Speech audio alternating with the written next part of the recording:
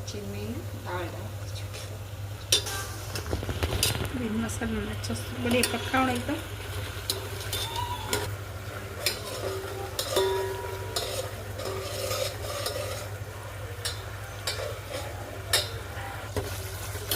मसाला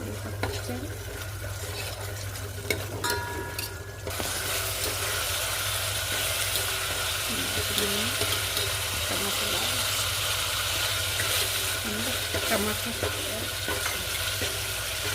अब आप में दाल मिला दीजिए दाल अच्छे से अच्छी पकी हो दाल तो आप में हरा धाना डाल दो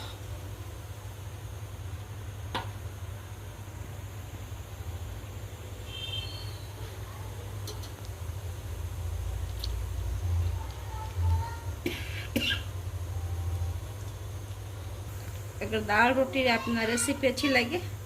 तो आप मैंने फॉलो करजो दाल अच्छी से बन जाए आप मैंने